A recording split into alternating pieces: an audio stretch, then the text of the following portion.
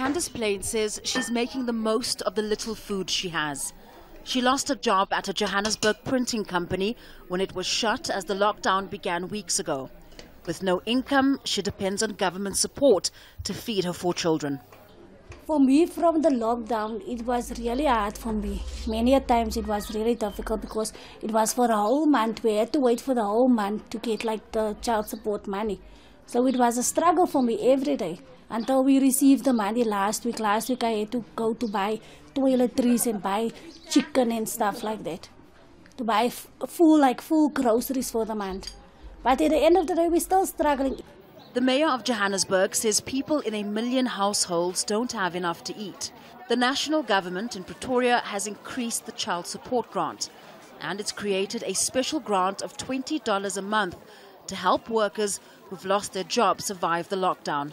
Government leaders say they're spending the equivalent of almost $3 billion on the unemployed and the poor.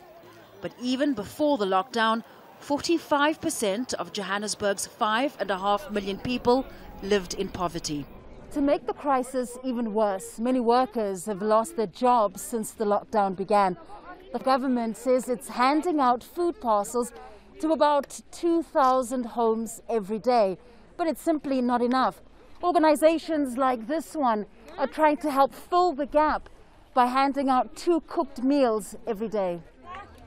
NURAAN has run this food charity for 7 years, but says she can barely keep up since the lockdown began. When I've started the feeding, we started with about 150, and it's turned over in a matter of a week after the lockdown to almost 400 to 500 per day. Saturdays I did 300. Right now we're standing on 1,200 on a Saturday alone.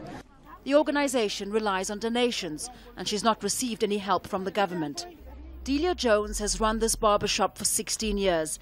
It's been closed for weeks, leaving 4 staff members with no work and Delia without any income.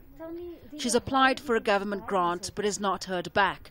Instead, her customers help her buy food.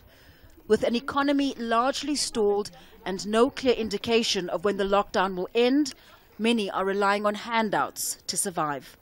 Fahmida, Jazeera, Johannesburg.